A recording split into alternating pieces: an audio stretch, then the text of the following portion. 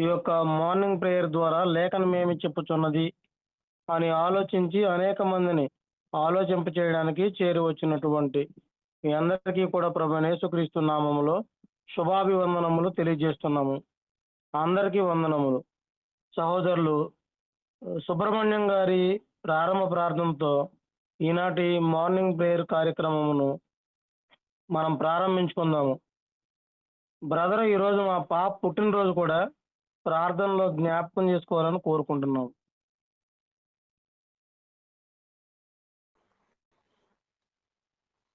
సహోదరులకు వందనాలు. అలాగే ఆ దేవాది దేవునికి కూడా హృదయపూర్వక వందనాలు చెల్లించుకొంచు. ఇంత చక్కటి సమయాన్ని ఇచ్చిన దేవునికి మరొకసారి హృదయపూర్వకంగా వందనాలు చెల్లించుకొంచు. ప్రార్థన చేసుకున్నాం. మహాపరిశుద్ధుడు అయిన మా దేవ, నీ ఘనమైన నామానికి వందనములు, స్తుతులు, స్తోత్రాలు చెల్లించుకొంచున్నాం. నాయన, గతించిన దినం నుంచి ఈ దినం వరకు నాయన మీ యొక్క సజీవమైన రెక్కల చోటును కాచి దాచి భద్రపరిచి మమ్మల్ని ఏ రీతిగా నా ప్రభువా సహవాసంలో ఒకరు నాయన ప్రోత్సహించుకుంటున్నాయన నీ నామాన్ని కనపరుచుకునే గొప్ప అవకాశాన్ని మీరు మాకు ఇచ్చినందుకు మీకు కృతజ్ఞతాస్తుతులు చెల్లించుకుంటున్నాం. దేవానికి వందనాలు. నాయన, ఎవరికి లేని గొప్ప భాగ్యాన్ని నా ప్రభువా నాయన నేను స్తుతించుకుని నేను ఆరాధించుకుని దాన్ని మీరు మాకు అనుగ్రహించినందుకు మీకేమి ఇచ్చినా మీ రుణం తీర్చుకోలేం తండ్రి. అందును బట్టి మీకు వందనాలు. ఆయన ఈ గ్రూప్లో నా ప్రభు ఎందరైతే నాయన ఈ యొక్క లైవ్లో వాక్యాలను ఆయన వింటున్నారు, వారి కుటుంబాలను మరి దీవించండి, ఆశీర్వదించండి. అలాగే నాయన ఈ గ్రూప్ని ఎంతగానో ప్రయాసపడి ప్రతి ఒక్కరు కూడా వాక్యం నేర్చుకోవాలి, ప్రతి ఒక్కరు కూడా బలపడాలని ఎంతో తాపత్రయంతో ఎంతో నీ పట్ల ఉన్న విశ్వాసంతో నా ప్రభు గారు ఈ యొక్క టీంని అంతటిని కూడా మేల్కొల్పి నేను ఒక ప్రయాసతోటి నా ప్రభు నిర్వహిస్తున్న ఈ కార్యక్రమాన్ని నేను వారి కుటుంబాన్ని మీరు దీవించండి ప్రభు, ఆశీర్వదించండి తండ్రి. వారికి ఇచ్చిన గర్భఫలాలను మీరు దీవించి ఆశీర్వదించండి. వారికి ఇచ్చిన నాయన కుమార్తె నా ప్రభు ఈ రోజు నాయన పుట్టినరోజు జరుపుకుంటుంది. మరొక నూతన సంవత్సరాన్ని, మరొక దయా కిరీటాన్ని నాయన ఆ బిడ్డకు నాయన మీరు ఇచ్చినందుకు తండ్రి మీకు వేలాది కృతజ్ఞతాస్తుతులు చెల్లించుకుంటున్నాను ప్రభువా.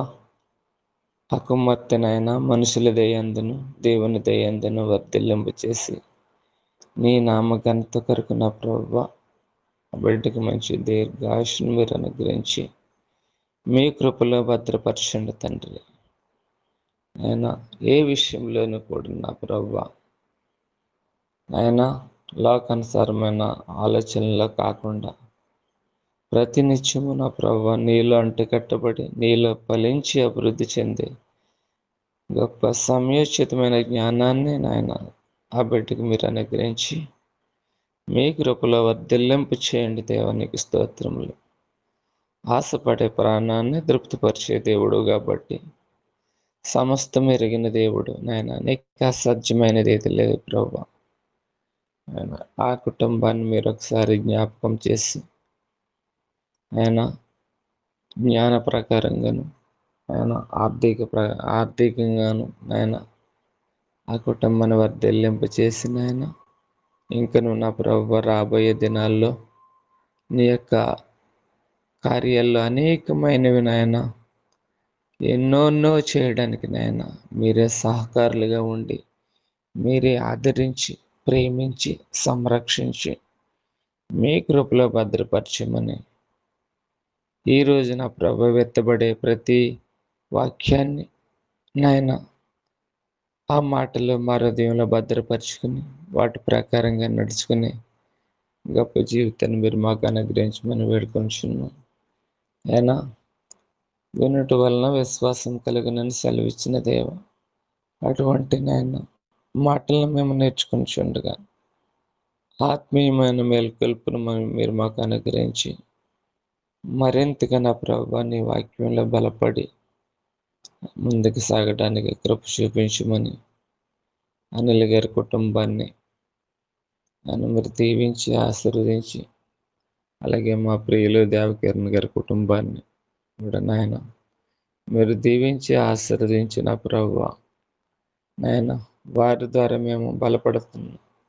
వారికి ఇచ్చిన జ్ఞానాన్ని బట్టి, వారికి ఇచ్చిన నాయన నా ప్రభువా నీ యందు నా ప్రభువా గొప్ప ప్రేమను బట్టి నాయన వారిరువురు కుటుంబాలు ఇంకను ఆశీర్వదించి రాబోయే దినాల్లో నా ప్రభువా ఇంకా నాయన నీ యొక్క పరిచర్య ఇంకా విస్తృతంగా మేము చేయడానికి మీరు మాకు సహాయం చేయండి తండ్రి. ఎవరైతే బలహీనంగా ఉన్నారో వారి కొరకు ప్రార్థన చేస్తున్నాం తండ్రి. వారికి మంచి ఆయుష్ను ఆరోగ్యాన్ని మీరు అనుగ్రహించి మీ కృపలో భద్రపరచండి. దేవానికి స్తోత్రములు. చదువుకునే బిడ్డలు ఉన్నారు తండ్రి, ఎగ్జామ్స్ రాస్తున్నారు తండ్రి. మంచి జ్ఞానాన్ని, శక్తిని, బలాన్ని, ఆయురారోగ్యాలు ఆ బిడ్డలకు అనుగ్రహించిన ప్రభువ, సమయోచితమైన జ్ఞానంతో నా ప్రభువ అయ్యాక ఎగ్జామ్స్ రాసుకుని నా ప్రభువ ఆయన వారు ఇంకా నీ యొక్క కృపలో భద్రపరచమని వేడుకొనిచున్నాం. ఆయన ఇంత గొప్ప సహవాసం మీరు మాకు ఇచ్చి నడిపిస్తున్న విధానాన్ని బట్టి మీకు వందనాలు చెల్లించుకొనిచున్నాం. జరగబోయే కాలం అంతట్లో నా ప్రభువ మీరే మాకు తోడుగా ఉండి సహాయంగా ఉండి నీ నామానికి మహిమ తెచ్చుకుంటారని మా ప్రభు రక్షకుడైన యేసుక్రీస్తు శ్రేష్టమైన నామంలో ప్రార్థించి అడిగి వేడుకొనిచున్నాం మా ప్రియ పరలోకపు తండ్రి. ఆమేన్. సహోదరులందరికీ కూడా వందనాలు. ప్రార్థన చేసినటువంటి సహోదరులు సుబ్రహ్మణ్యం గారికి వందనములు తెలియజేస్తూ ఈ సమయంలో సహోదరులు లాలయ్య గారు ఓ పాట పాడి దేవుని నామమును మహింపరుస్తారు. తర్వాత రెండవ పాటగా సుబ్రహ్మణ్యం గారు పాడి వినిపిస్తారు.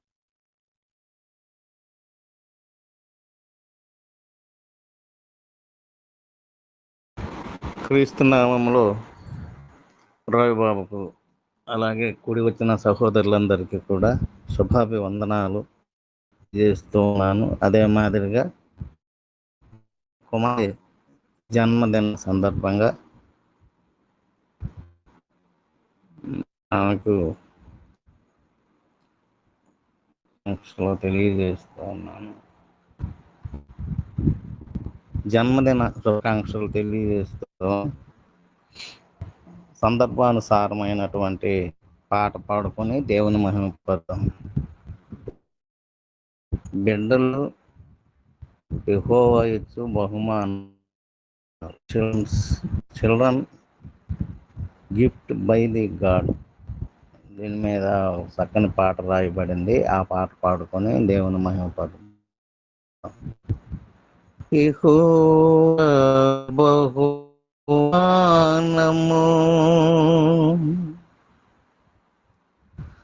దేవుని గర్భఫలము, మన పిల్లలి స్వాస్థ్యము. యెహోవా బహుమానం దేవు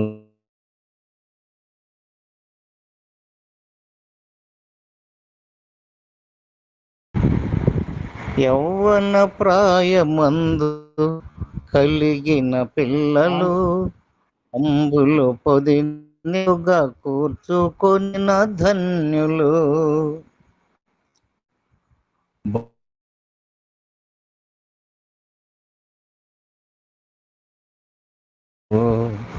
బలవంతుని చేతిలోని బాణముల వంటి వారు, బలవంతుని చేతిలోని బాణముల వంటి వారు. యెహోవా బహుమానము,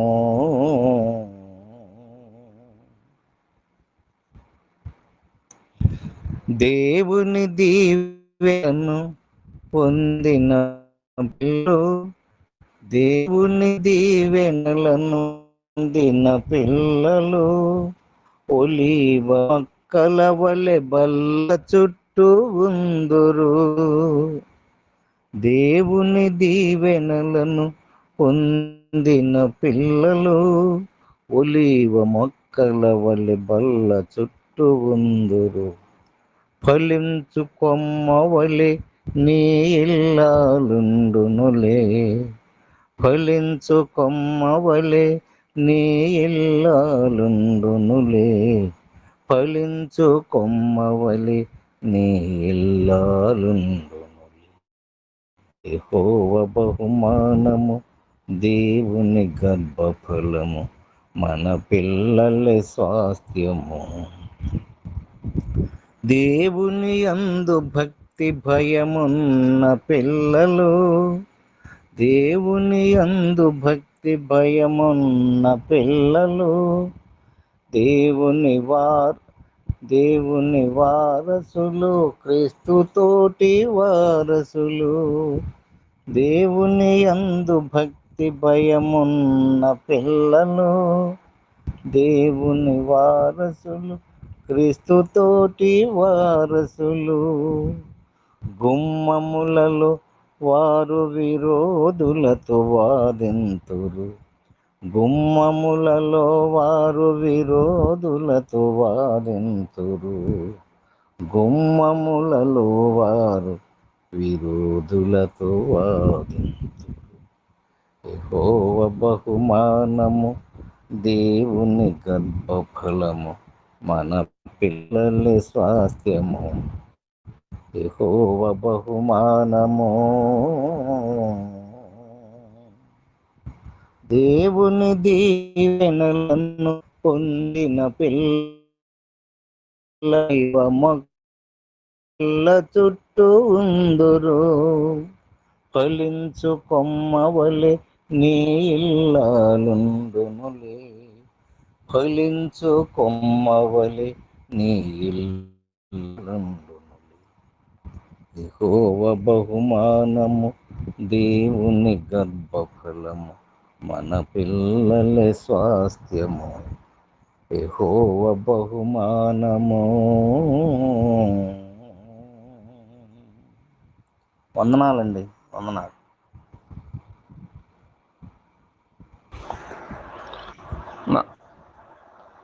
అందరికీ వందనాలండి. మరొక కీర్తన పాడుకుని ఆయన మనం మహిమపరుచుకుందాం. కృపలను తలంచుచు, కృపలను తలంచుచు, ఆయుష్కాలమంతా ప్రభుని కృతజ్ఞతతో స్తుతింతున్. ఆయుష్కాలమంతా ప్రభుని కృతజ్ఞతతో స్తుతింతున్. కృపలను తలంచుచు, ఆయుష్కాలమంతా ప్రభుని కృతజ్ఞతతో స్తుతింతున్. మిమ్మును ముట్టినవాడు నా కంటి పాపను, మిమ్మును ముట్టినవాడు నా కంటి పాపను. ముట్టునని సెల విచిన దేవుడు కాచెను గత కాలం నన్ను, కాచిన గత కాలం. కృపలను తలంచుచు, ఆయుష్కాలమంతా ప్రభుని కృతజ్ఞతతో స్తుతింతున్. ఆయుష్కాలమంతా ప్రభుని కృతజ్ఞతతో స్తుతింతున్. సర్వోన్నతుడైనా నా దేవునితో చేరి, సర్వోన్నతుడైనా నా దేవునితో చేరి సతతము తన కృప వెల్లడి చేయ స్తుతులతో నింపేను ఇలలో స్తుతులతో నింపేను కృపలను తలంచుచు ఆయుష్కాలమంతా ప్రభుని కృతజ్ఞతతో స్తుతింతున్ ఆయుష్కాలమంతా ప్రభుని కృతజ్ఞతతో స్తుతింతున్ రూపింపబడుచున్నా ఏ ఆయుధముండినను రూపింపబడుచున్నా ఏ ఆయుధముండినను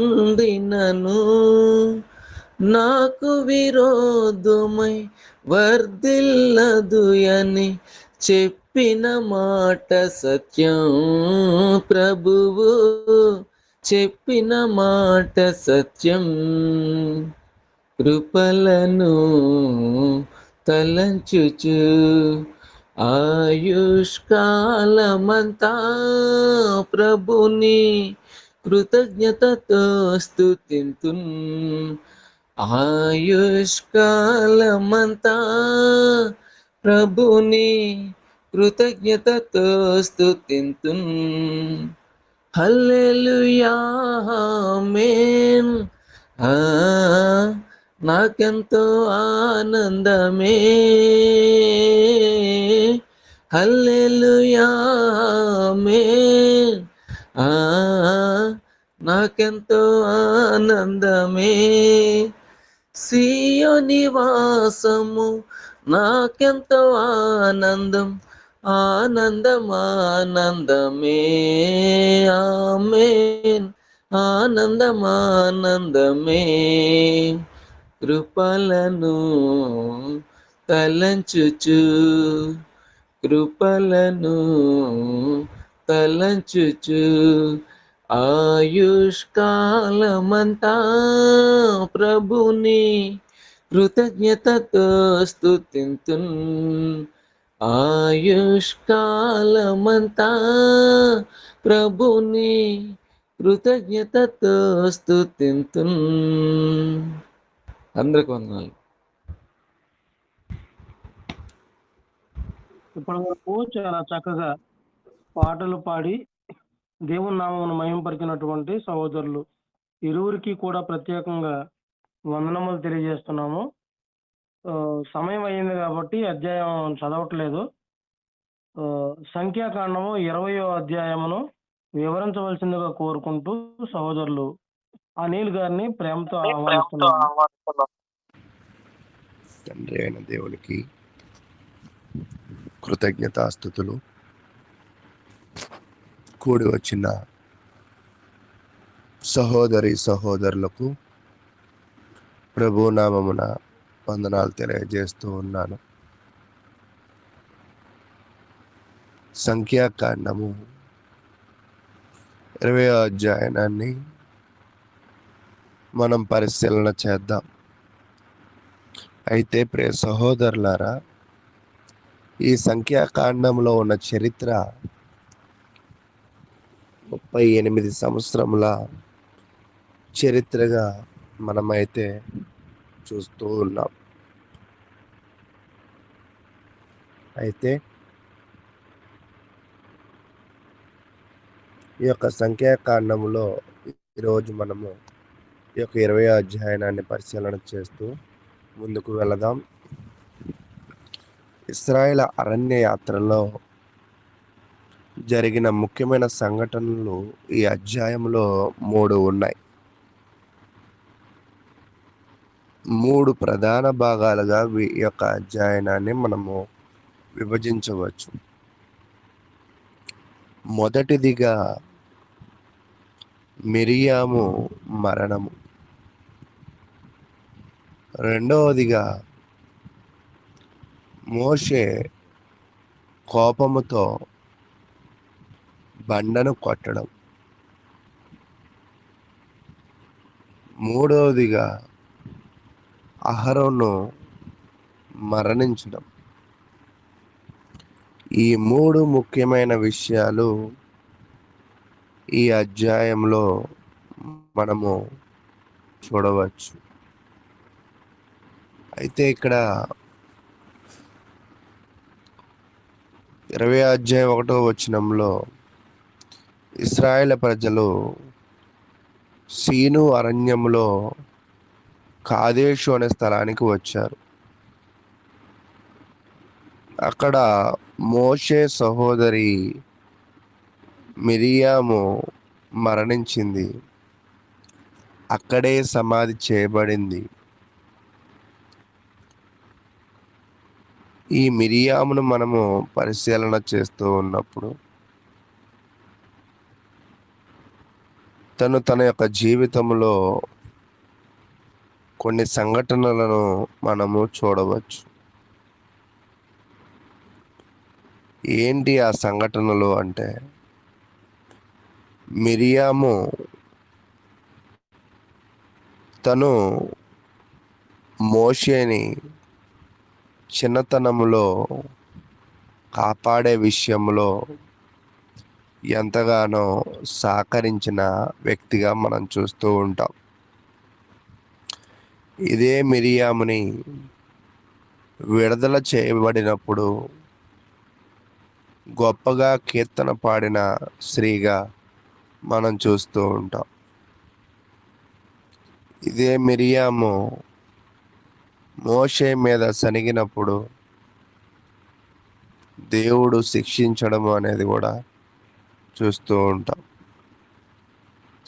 ఇదే మిరియాము ఒక ప్రవక్తిగా, స్త్రీలలో ఒక ప్రవక్తగా అయితే మనం చూస్తూ ఉంటాం.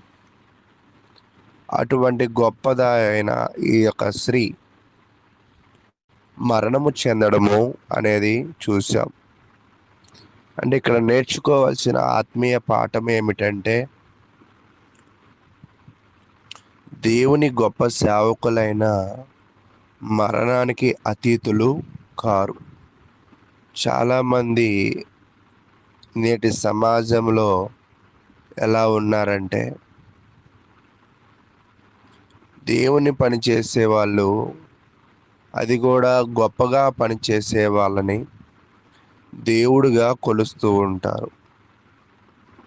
దేవుని పరిచర్యలో ఉపయోగపడ్డ వారిని, ఆ పరిచర్యలో కొనసాగిస్తున్న వారిని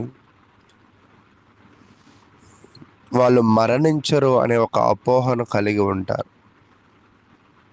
కానీ గొప్ప సేవకులైన, సేవకురాలైన మానవ జీవితానికి మరణము మనము తప్పించుకోలేం. ఇదొక సత్యాన్ని మనమైతే నేర్చుకోవాలి.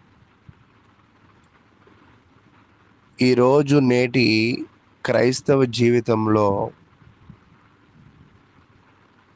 సేవ చేసిన వారిని తలంచుకోవచ్చు, కానీ సేవ చేసిన వారిని, గొప్పగా సేవ చేసిన వారిని పూజించకూడదు అనేది మనం నేర్చుకోవాలి.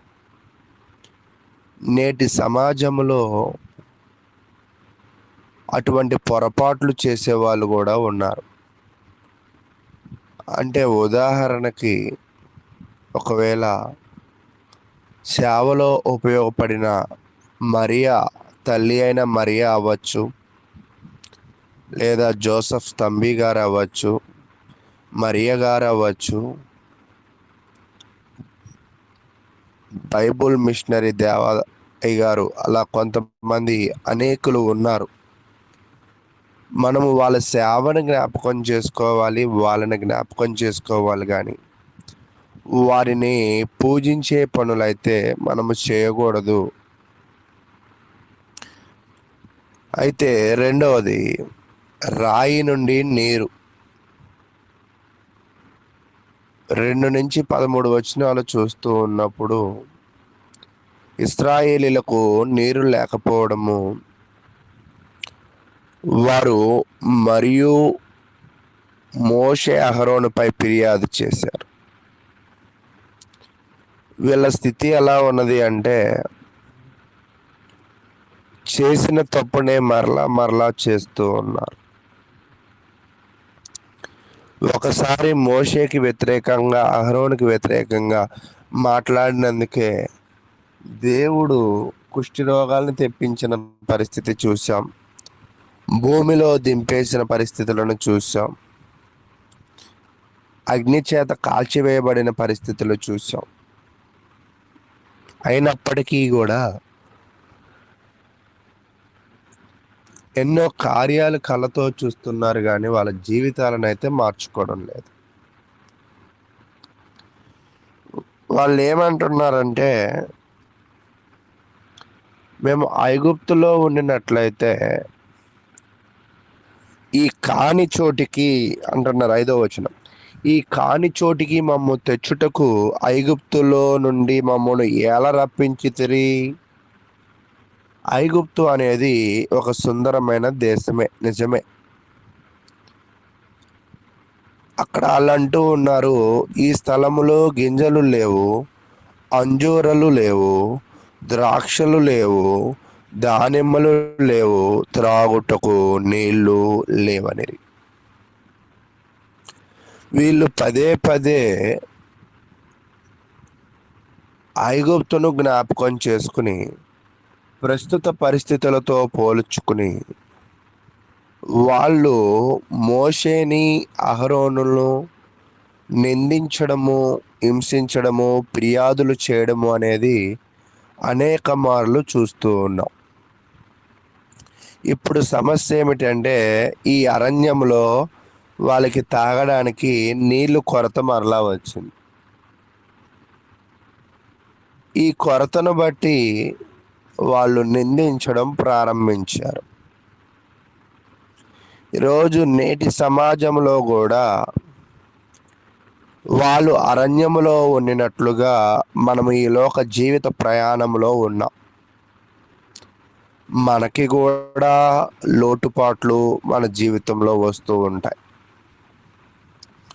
అలా లోటుపాట్లు వచ్చినప్పుడల్లా కూడా దేవుని మీద ఆధారపడి విశ్వాసంతో ముందుకు వెళ్ళాలి, కానీ ఫిర్యాదులు చేసుకుంటూ, కించపరుచుకుంటూ మన విశ్వాసాన్ని మనము బలహీనపరచుకోకూడదు. విశ్వాసము మానవ హృదయాన్ని బలపరుస్తుంది. అపనమ్మకము, ఫిర్యాదులు మన యొక్క విశ్వాసాన్ని బలహీనపరుస్తూ. కాబట్టి సహోదరులారా, ఈరోజు మనము మన విశ్వాసాన్ని బలపరుచుకునే విధముగా మనం ముందుకు వెళుతూ ఉన్నామా, మాట్లాడుతూ ఉన్నామా, ప్రవర్తిస్తూ ఉన్నామా అనేది ఒకసారి పరిశీలన చేయాలి. వారి యొక్క జనులకు దాహమయ్యిద్ది అని, వారికి దాహాన్ని తీర్చాలి అనేది దేవునికి తెలియదా? దేవునికి తెలుసు. కానీ దేవుడు ఇస్తాడో లేదో అనే అపనమ్మకంతో గతంలో ఉన్న వాటితో పోల్చుకుంటూ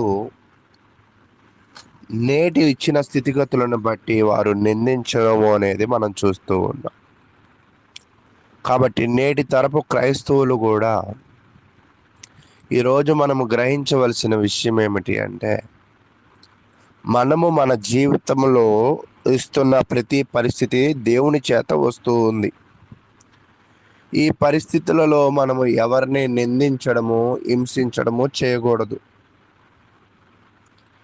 అయితే ఈ ప్రక్రియలలో దేవుడు మోషేని ఏం చెప్తాడంటే,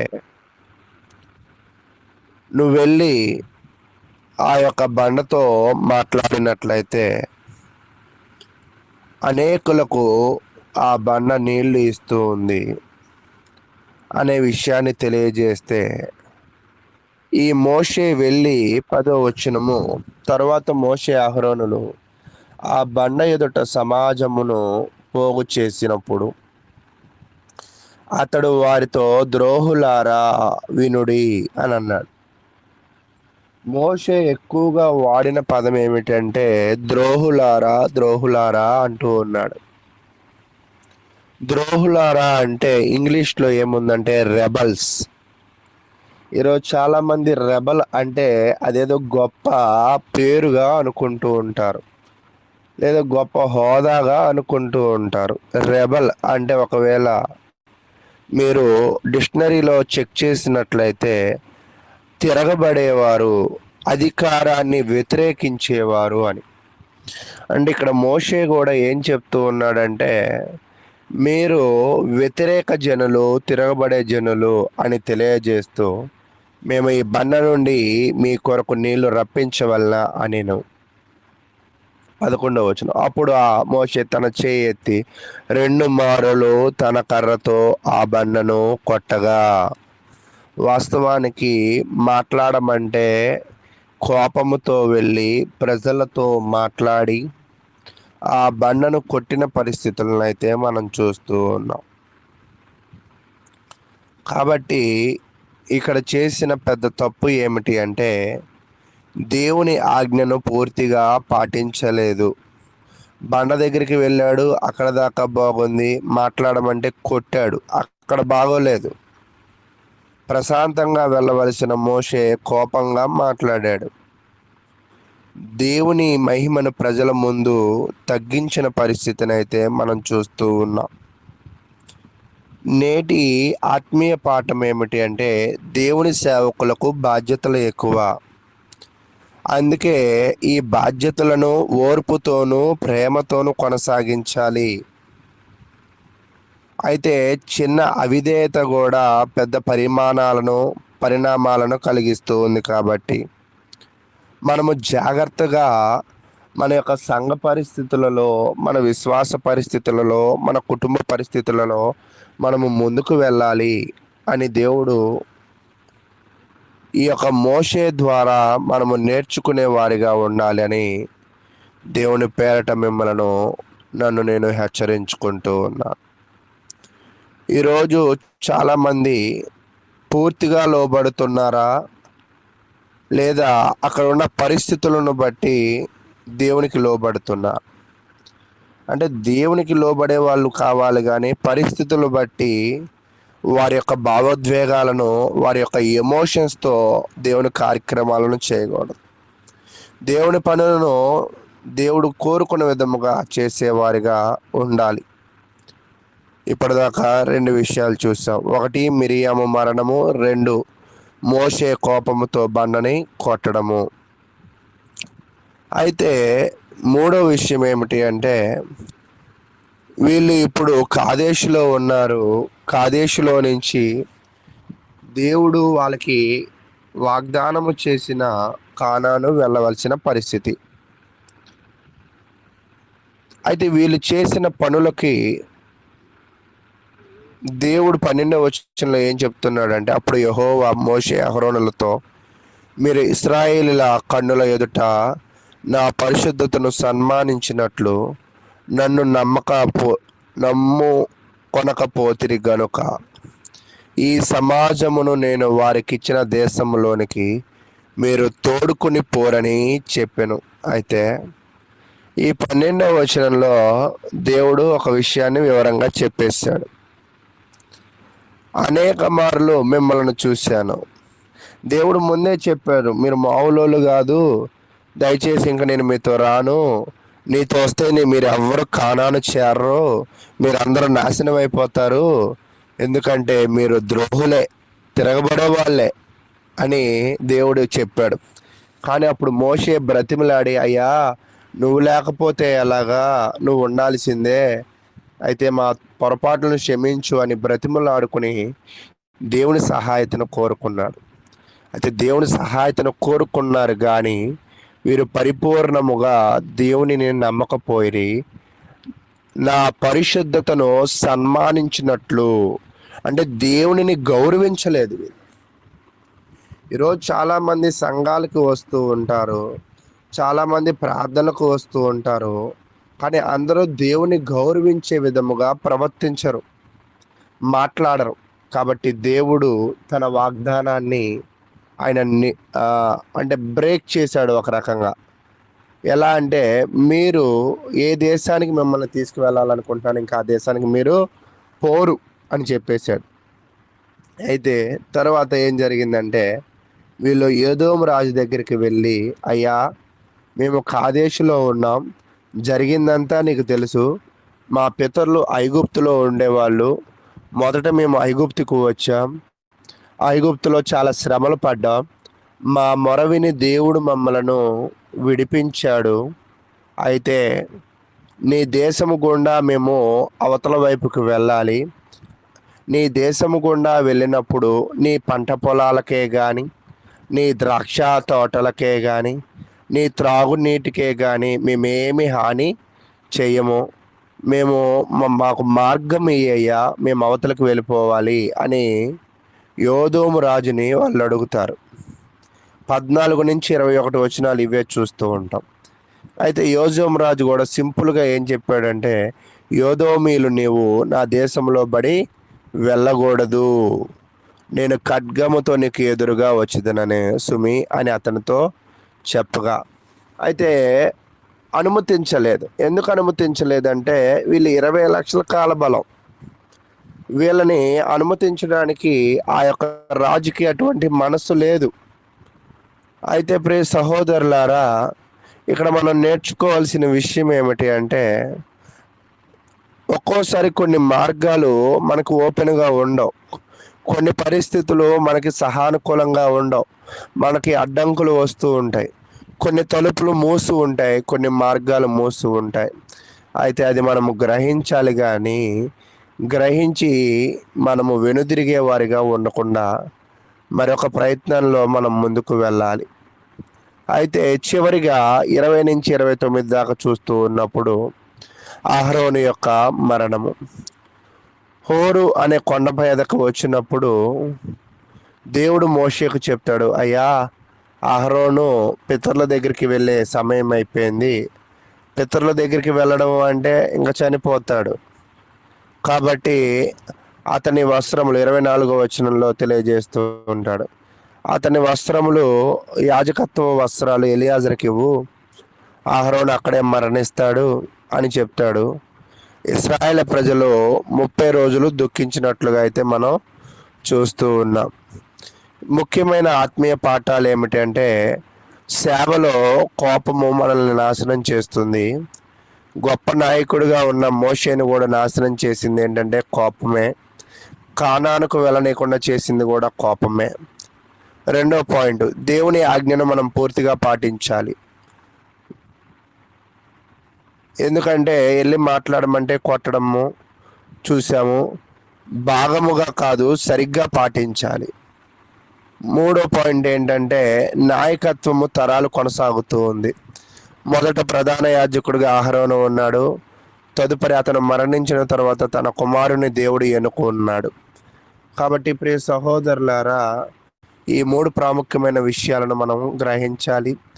ఈ అధ్యాయంలో మిరియాము మరణించడము, మోషే కానానుకు వెళ్ళడు, అదేవిధంగా అక్కడ ఉన్న ప్రజలు కానానికి వెళ్ళరు, అహరోను మరణము అనే ఈ యొక్క ప్రాముఖ్యమైన సంఘటనలు ఈ అధ్యాయంలో మనము చూస్తూ ఉంటాం. కాబట్టి ఈరోజు మన జీవితంలో కూడా ఎన్నో అంతరాయాలు, ఎన్నో ఇబ్బందులు, వాటిని బట్టి మనము ఎవరిని నిందించకూడదు, ఎవరిని అవహేళన చేయకూడదు. అయితే ప్రియ సహోదరులారా, అరణ్యంలో ప్రజలకు దాహము, నేటి తరములో మన దాహాన్ని క్రీస్తు తీరుస్తాడు. యోహాను 4:14లో యేసు జీవజలము ఇస్తాడు అని తెలియజేస్తాడు. కాబట్టి అహరోను మరణము తాత్కాలిక యాజకత్వానికి సూచన, యేసు మరణము యేసు నిత్య ప్రధాన యాజకుడిగా మనకు కనపడుతూ ఉంటుందన్నమాట. కాబట్టి ప్రతి అధ్యాయము పాత నిబంధనలో క్షుణ్ణంగా పరిశీలన చేస్తే తిరిగి క్రీస్తునే చూపిస్తుంది. కాబట్టి ఈ విషయాలన్నిటినీ మనము దృష్టిలో పెట్టుకొని మన ఆత్మ సంబంధమైన జీవితాన్ని, మనం ఎంత భక్తిపరులము, నేను బాగా పాటలు పాడగలను, నేను బాగా వాక్యం చెప్పగలను, నేను బాగా కార్యక్రమాల్లో ఉన్నాను కాబట్టి నేను చనిపోను, దేవుడు అది ఇది అని మనము ఇటువంటి ప్రణాళికలో వెళ్లకుండా ప్రతి దానికి మనము విధేయులుగా వెళ్ళాలని తెలియజేస్తూ నాకు ఇచ్చిన సమయం ముగింపబడింది కాబట్టి ఇప్పటి వరకు ఓపికగా ఉన్న మీ అందరికీ ప్రభు నామమున వందనాలు.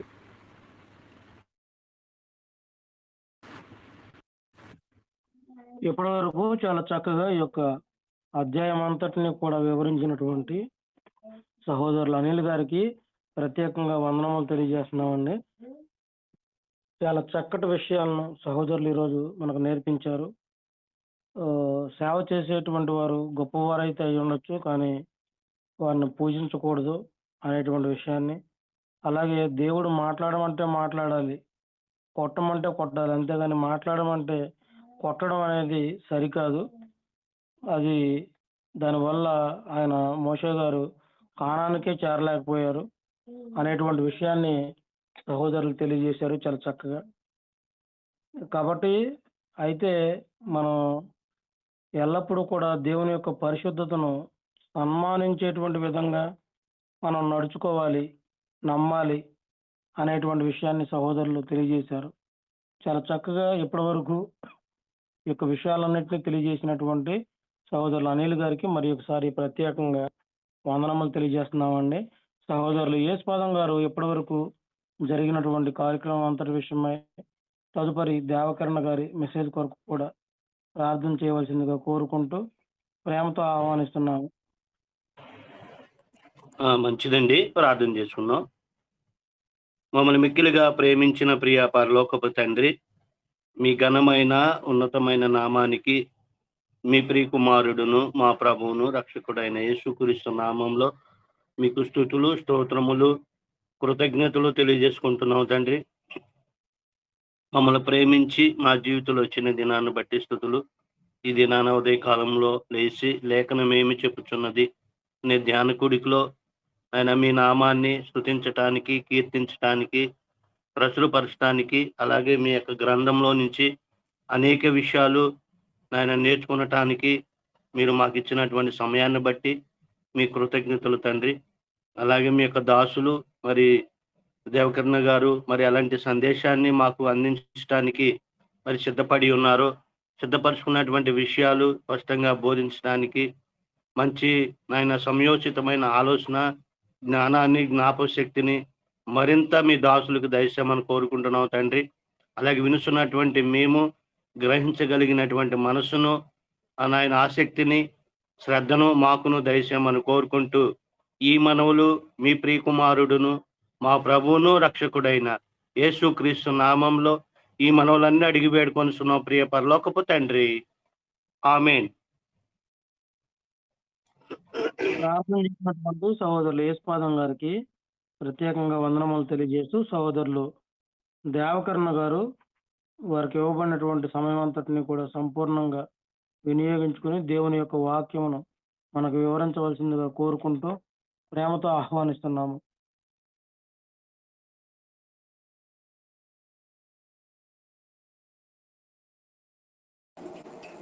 ఈ ఉదయకాల సమయంలో మరొక శ్రేష్టమైన దినమును మనకు అనుగ్రహించి దేవుని వాక్యమును ధ్యానించుటకు కృపను అనుగ్రహించిన మన పరలోకపు తండ్రి అయిన దేవునికి నా కృతజ్ఞతాస్తుతులు చెల్లిస్తూ ఉన్నాను. అలాగే వాక్యమును వినుటకు ఆసక్తిగా సిద్ధపడి ఉన్న ప్రియ సహోదరి సహోదరులందరికీ నా హృదయపూర్వకమైన వందనములు తెలియజేస్తూ ఉన్నాను. ప్రియమైన వారులారా, ఈరోజు మనము ప్రార్థన అనే అంశమును ధ్యానిద్దాం. ప్రార్థన అనేది చాలా మంది క్రైస్తవులు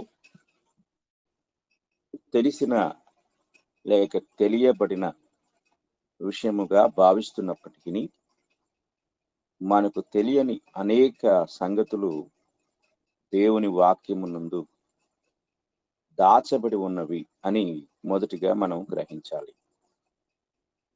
ప్రార్థన అను అంశము సర్వసాధారణమైనప్పటికీ ప్రార్థన అనేది దేవుని వాక్యము నుండి బైబిల్ ఏమి బోధిస్తుందో అనేది మనము తెలుసుకోవలసిన అత్యంత ప్రాముఖ్యమై ఉన్నది.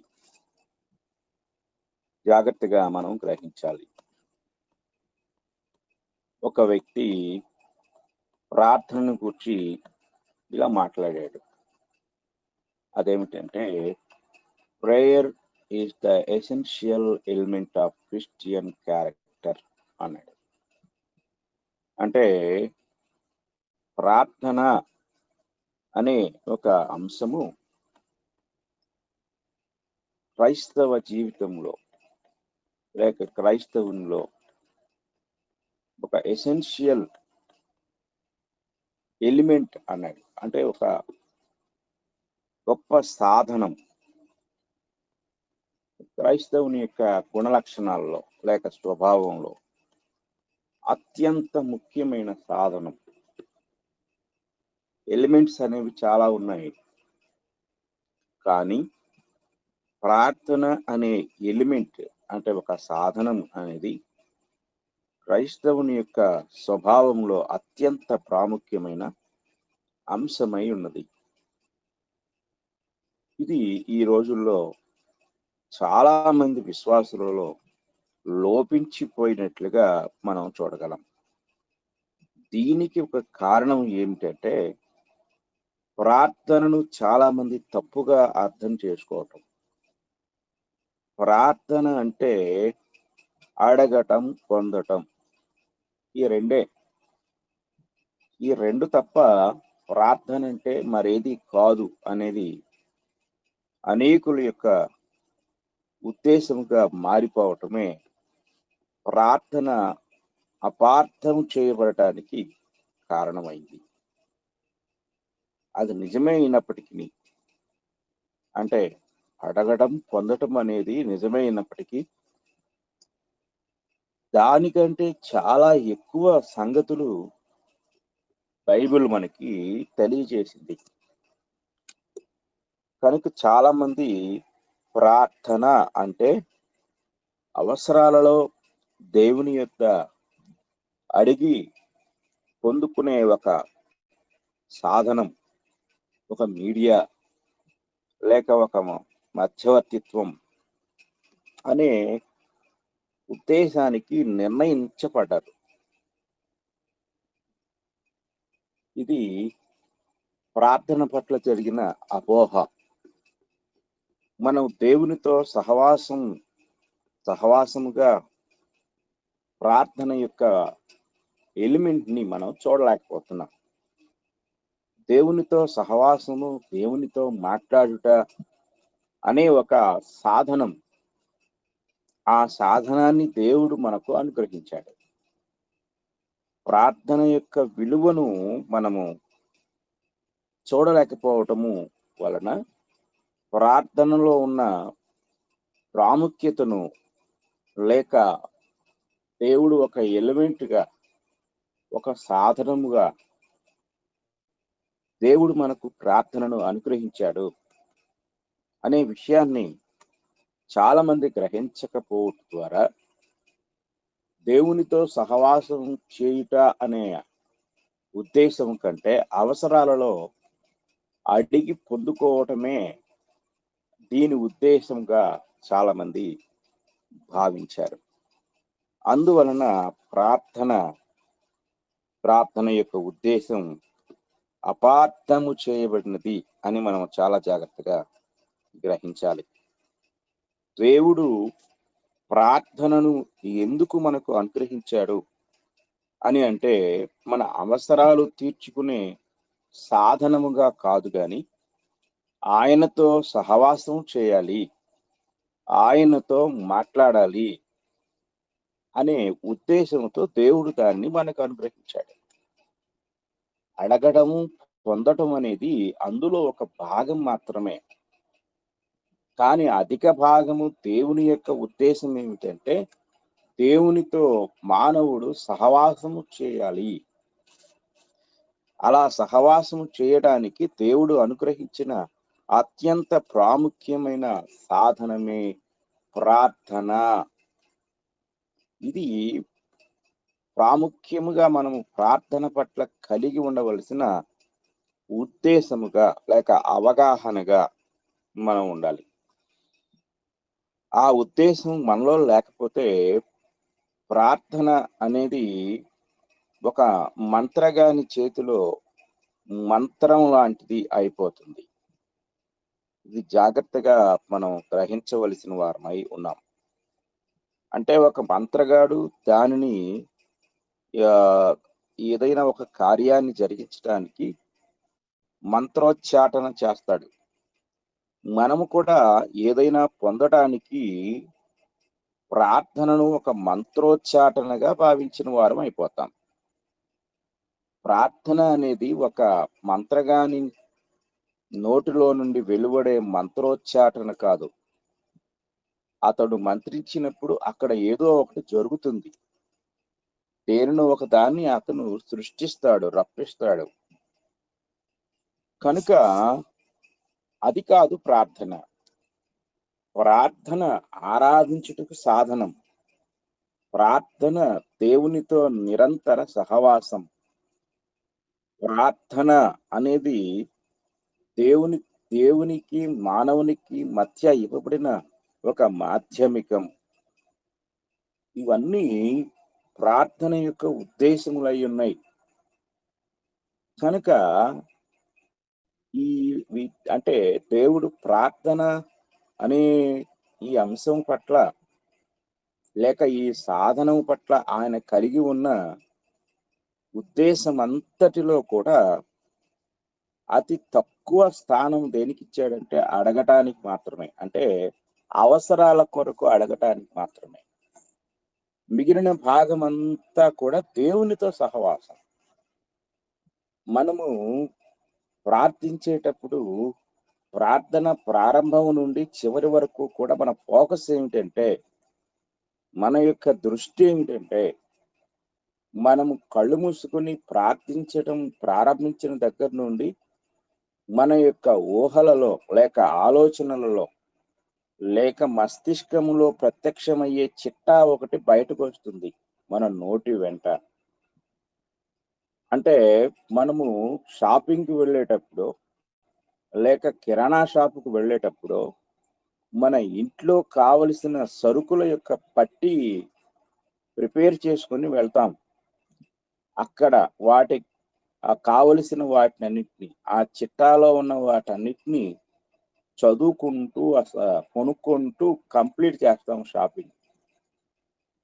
అలాగే ప్రార్థన అనేది మనం ప్రారంభించిన దగ్గర నుండి ఆమెన్ చెప్పి ముగించేంత వరకు కూడా ఒక చిల్లర కొట్టులో లేక ఒక షాపులో మన అవసరమైన వస్తువులన్నిటినీ సమకూర్చుకునే సాధనం కాదు అనేది మొదటిగా మనం గ్రహించాలి.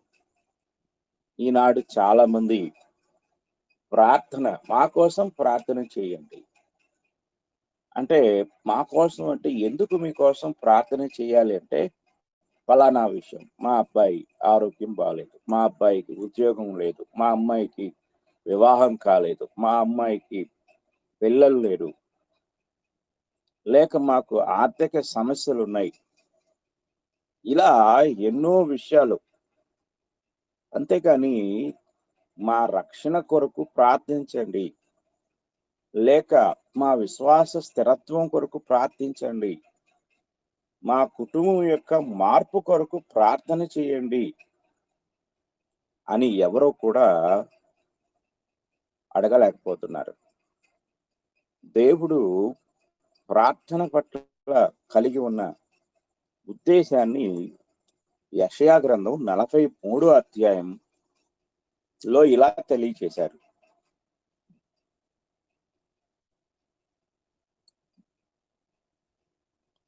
యెషయా గ్రంథం 43వ అధ్యాయం 21వ వచనాన్ని మనం చదువుకుందాం. నా నిమిత్తము నేను నిర్మించిన జనులు నా స్తోత్రమును ప్రచురము చేయుదురు అన్నాడు. నా నిమిత్తము నేను నిర్మించిన జనులు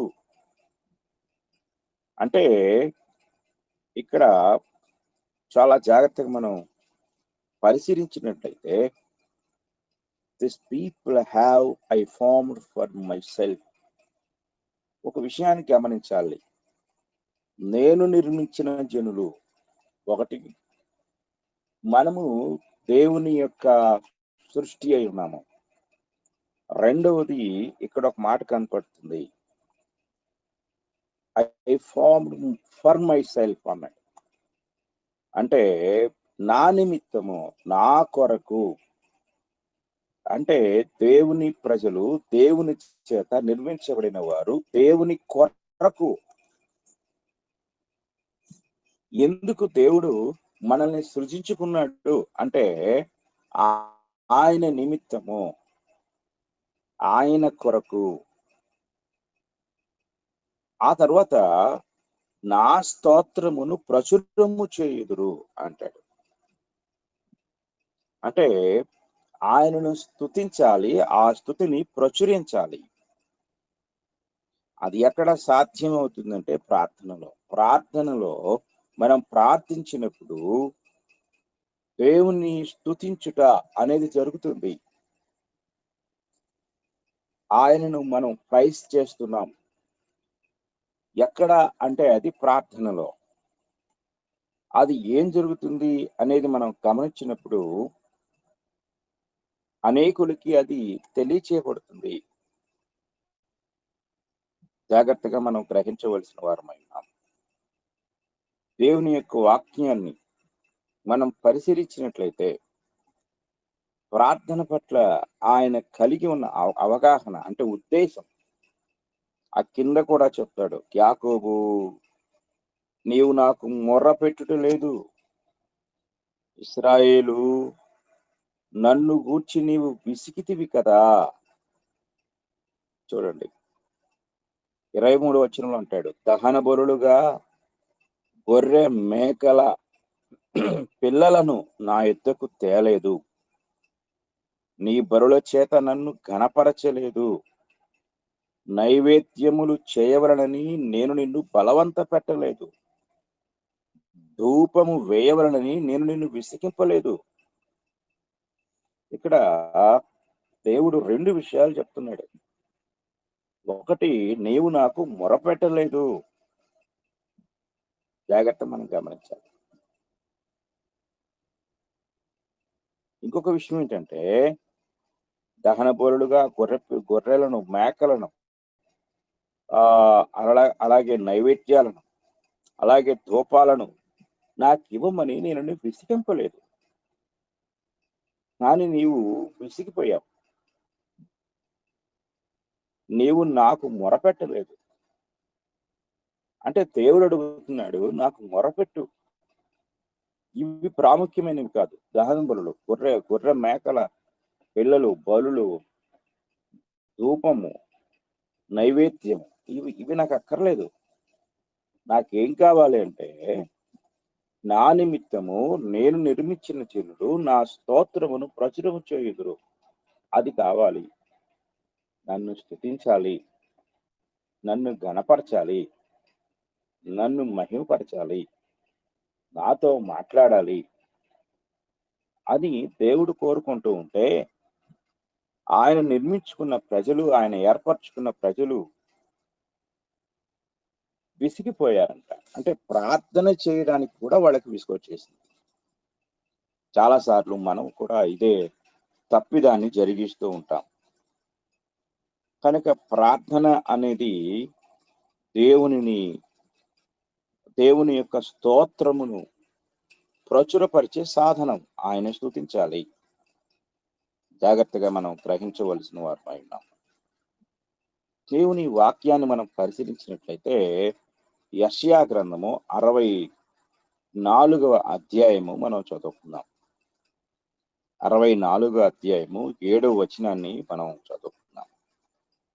నీ నామమును బట్టి మొర్రపెట్టువాడొకడును లేకపోయెను, నిన్ను ఆధారము చేసుకున్నటకై తన్ను తాను ప్రోత్సాహపరుచుకునివాడొకడును లేడు. నీవు మాకు ముఖము చాటు చేసుకుంటివి, మా దోషముల చేత నీవు మమ్మను కరిగించి ఉన్నావు. పైన 6వ వచనాన్ని కూడా చూద్దాం.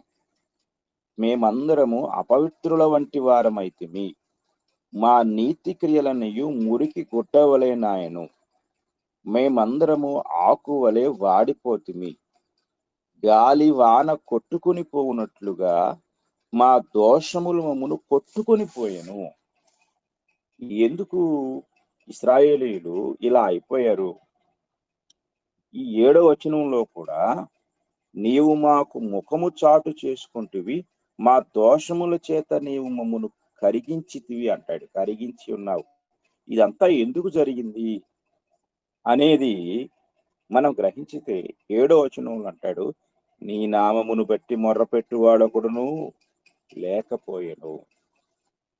కనుక దేవునికి ప్రార్థించేవారు లేనందువలన వారికి ఇలాంటి దుస్థితి వచ్చిందని వాళ్ళు ఒప్పుకుంటున్నారు.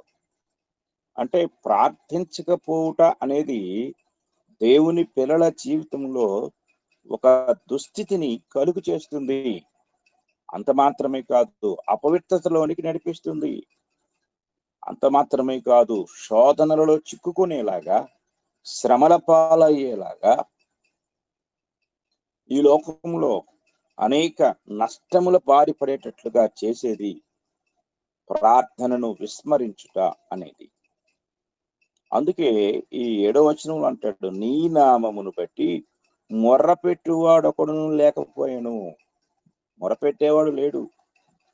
మొరపెట్టేవాడు లేక ఈ రోజు మేము ఇలాంటి దుస్థితిలోనికి వచ్చాము అని ఇక్కడ ప్రార్థన ఈ వాక్య భాగాన్ని మనం గ్రహించగలం. అంటే ప్రార్థించకపోవట అనేది క్రైస్తవుని యొక్క జీవితంలో ఒక దుర్భరమైన పరిస్థితికి దిగజారుస్తుంది అనేది మనం చాలా జాగ్రత్తగా గ్రహించవలసిన వారమై ఉన్నాం. కనుక దేవుడు మానవాళికి అనుగ్రహించిన ఒక గొప్ప భాగ్యం ఏమిటి అనేది మనం జాగ్రత్తగా ఆలోచన చేసినట్లయితే అక్కడ అది ఒక గొప్ప మార్గమై ఉన్నది. కనుక మన జీవితంలో ప్రార్థించుట అనేది మనము నేర్చుకోవలసిన వారమై ఉన్నాం. అది దేవుడు మనకు అనుగ్రహించిన సాధనముగా, దేవునితో మాట్లాడే ఒక గొప్ప భాగ్యముగా, దేవునితో సహవాసము చేసే ఒక గొప్ప భాగ్యముగా మనము గ్రహించవలసిన వారమై ఉన్నాం. కనుక ఈ విషయాలు మనం ఆలోచించినట్లయితే ప్రార్థన యొక్క ఉద్దేశాన్ని మనం గ్రహించినప్పుడు అనేక సంగతులు మనకి దేవుడు బయలుపరుస్తూ ఉన్నాడు. కనుక మనము గ్రహించాలి. ప్రార్థన పట్ల సరి అయిన అవగాహన మనము కలిగి ఉండవలసిన వారమై ఉన్నాము. కనుక మనము ఎప్పుడైతే ప్రార్థన పట్ల సరి అయిన స్పృహ కలిగి ఉంటామో, గ్రహింపు కలిగి ఉంటామో, ఆ గ్రహింపు మనలను అత్యంత ప్రాముఖ్యమైన వ్యక్తులుగా, దేవునికి మనల్ని దగ్గరగా ప్రార్థన చేస్తుంది. దేవునితో నిరంతర సహవాసాన్ని మనము కలిగి ఉండేవారంగా ఉంటాము. కనుక సహవాసము కొరకే దేవుడు మనకు ఇటువంటి గొప్ప భాగ్యమును ఆయన అనుగ్రహించాడు. చూడండి, ప్రార్థించుట మానిన ఇశ్రాయేలీయులు ఎన్ని శ్రమల పాలయ్యారు అనేది మనం గ్రహించాలి. హోషేయ గ్రంథము 7వ అధ్యాయము 13వ వచనాన్ని మనం చదువుకుందాం. హోషేయ గ్రంథము 7వ అధ్యాయము 13వ వచనము. వారికి శ్రమ కలుగును, వారు నన్ను విసర్జించి తప్పిపోయి ఉన్నారు. వారికి నాశనము కలుగును, వారు నా మీద తిరుగుబాటు చేసి ఉన్నారు. వారికి క్షయము సంభవించును, నేను వారిని విమోచింప కోరి ఉన్నను. వారు నా మీద అబద్ధములు చెప్పుదురు. హృదయపూర్వకముగా నన్ను బతిమాలు కొనక శయ్యల మీద పరుండి కేకలు వేయుదురు. నన్ను విసర్జించి ధాన్య మద్యములు కావలనని వారు గుంపులు కూడుదురు. చూడండి, ఇశ్రాయేలీలు దేవునికి ప్రార్థించే విషయంలో వాళ్ళు ఎలా ఉన్నారంటే, శయ్యల మీద పరుండి, అంటే మంచాల మీద పరుండి కేకలు వేస్తున్నారంట. నన్ను విసర్జించి ధాన్య మద్యములు తినటానికి, ధాన్యం తాగటానికి మద్యం కావాలని వారు కేకలు వేస్తున్నారంట, గుంపులుగా కూడుతున్నారంట. అంటే దేవుడు ఏం కోరుతున్నాడు? హృదయపూర్వకముగా నన్ను బతిమాలు కొనక. ప్రార్థన అంటే కలిగిన దుస్థితి నుండి విమోచించబడుటకు, విడిపించబడుటకు, క్షేమకరమైన స్థితిని పొందుటకు మనము చేయవలసిన పని ఏమిటంటే హృదయపూర్వకముగా బతిమాలు కొనుట అనేది. హృదయపూర్వకముగా మనము బతిమాలు కొనాలి. దేవుడు ఏం కోరుతున్నాడంటే ఆయనను మనము బతిమాలుకునే ఒక సాధనం. మనం తప్పిపోయినప్పుడు, మనము లోకంలో చిక్కుకున్నప్పుడు, బలహీనులం అయిపోయినప్పుడు మనము దేవుని యొక్క సన్నిధిలో ఏం చేయాలి అంటే, దేవుని ఉగ్రత మన మీదకి రాకముందే, దేవుని శిక్ష మన మీదకి రాకముందే మనము బతిమాలుకునే సాధనమే ప్రార్థన. ఇది మనము జాగ్రత్తగా గ్రహించవలసిన వారమై ఉన్నాం. కనుక మనం ఆలోచించినప్పుడు ప్రార్థన గురించి కొన్ని విషయాలు బైబిల్ మనకు అనేకము తెలియజేస్తూ ఉంటాయి. జాగ్రత్తగా మనం గ్రహించాలి. ప్రార్థన యొక్క ఒక నిర్ధారణను మనము ఆలోచించినప్పుడు సమూయేలు తన యొక్క మాటలలో ప్రార్థన పట్ల ఆయన తన ఉద్దేశాన్ని తెలియజేస్తాడు. ఈ యొక్క నిర్ధారణ అంటే ప్రార్థనను గురించిన నిర్ధారణ మనం ఆలోచిస్తే అనేక విషయాలు ప్రార్థన గురించి బైబిల్ మనకు బోధిస్తుంది. అందులో మొదటి విషయాన్ని మనం చూద్దాం. ఇప్పుడు ప్రార్థన అంటే, ప్రార్థన అనేది ఏమై ఉన్నది?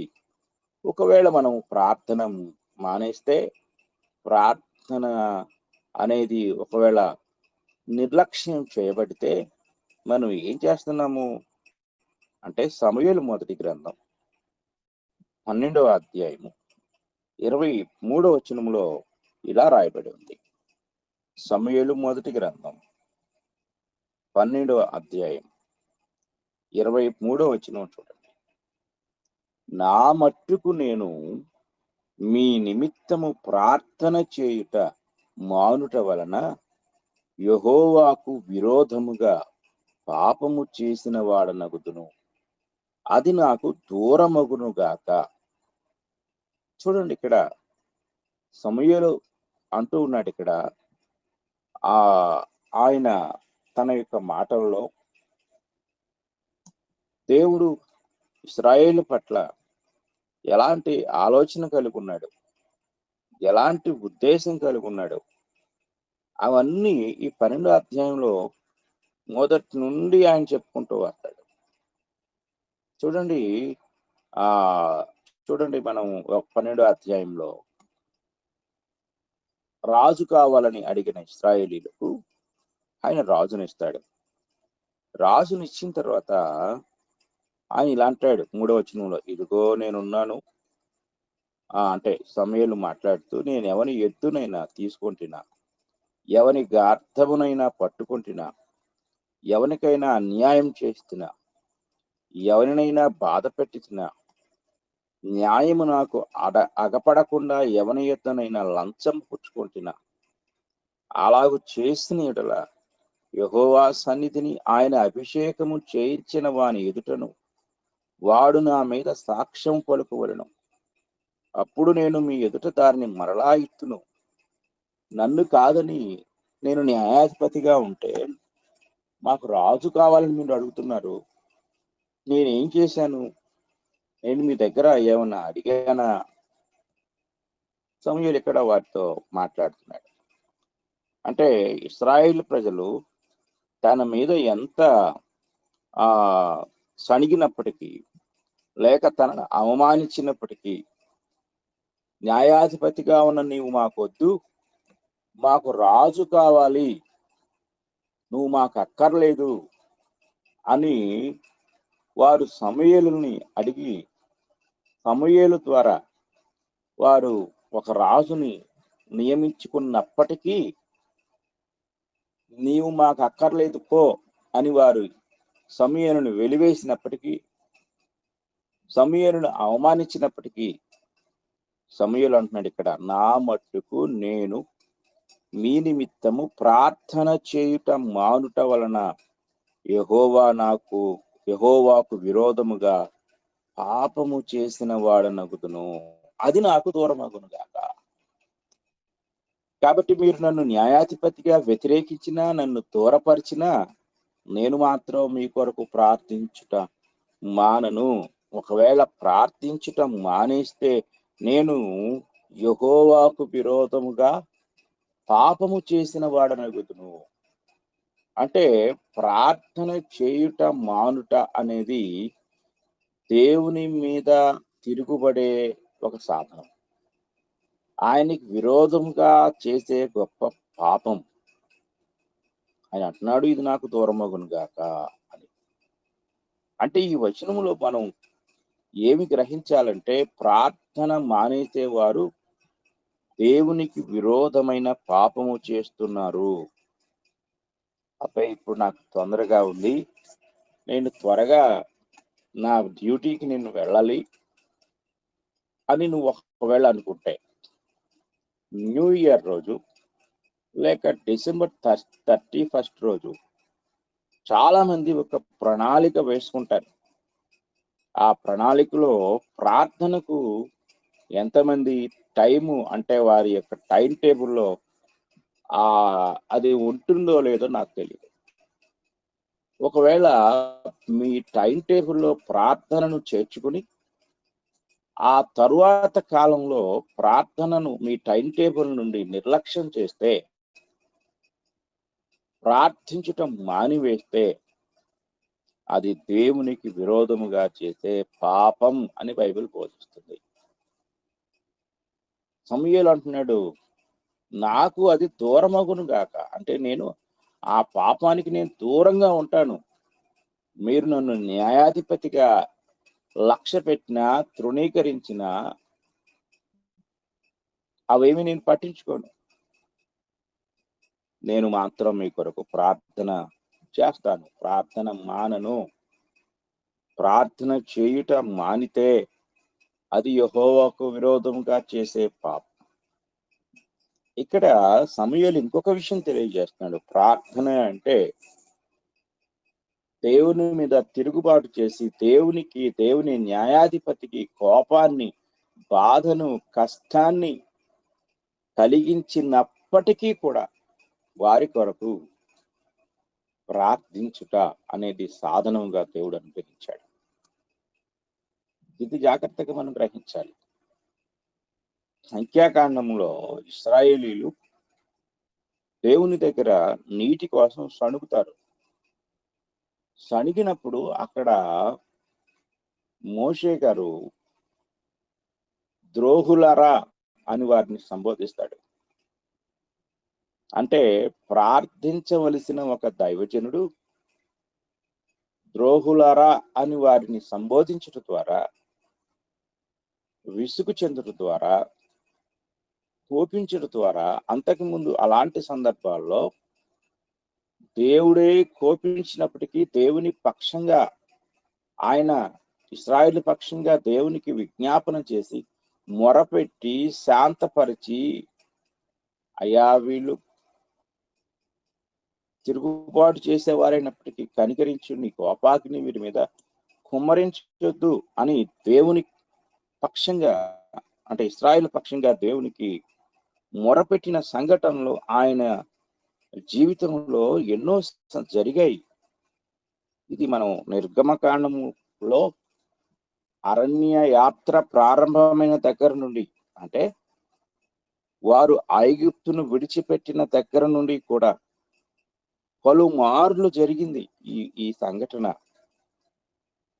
అయినా సరే దేవుడు వారి మీద కోపించిన ప్రతి సందర్భంలో కూడా మోషే వారి పక్షంగా ప్రార్థన చేశాడు. ఇది మనం జాగ్రత్తగా గ్రహించాలి. చివరికి సంఖ్యాకాండంకి వచ్చేసరికి 14వ అధ్యాయంలో ఇశ్రాయేలీయులు దేవునికి విరోధముగా మాట్లాడినప్పుడు దేవుడు తీవ్రంగా కోపిస్తాడు. సంఖ్యాకాండం 14వ అధ్యాయం. సంఖ్యాకాండం 14వ అధ్యాయం 1వ వచనం నుండి మనం చదువుకుందాం. అప్పుడు ఆ సర్వ సమాజము ఎలుగెత్తి కేకలు వేసెను. ప్రజలు ఆ రాత్రి ఎలుగెత్తి ఏడ్చిరి. మరియు ఇశ్రాయేలులందరూ మోషే అహరోనులపైన సనుక్కొనిరి. ఆ సర్వ సమాజము, అయ్యో, ఐగుప్తులో మేమేలా చావలేదు, ఎరణి ముందు మేమేలా చావలేదు, మేము కత్తివాత పడినట్లు యెహోవా మమ్మును ఈ దేశంలోనికి ఎలా తీసుకొని వచ్చెను, మా భార్యలు మా పిల్లలు కొల్లపోవుదురు, తిరిగి ఐగుప్తునకు వెళ్ళుట మాకు మేలు కాదా అని వారితో అనిరి. వారు మనము నాయకుని ఒకరిని నియమించుకుని ఐగుప్తునకు తిరిగి వెళ్ళుదుమని ఒకరితో ఒకడు చెప్పుకొనగా మోషే అహరోనులు ఇశ్రాయేలీల సర్వ సమాజ సంఘం ఎదుట సాగిలపడిరి.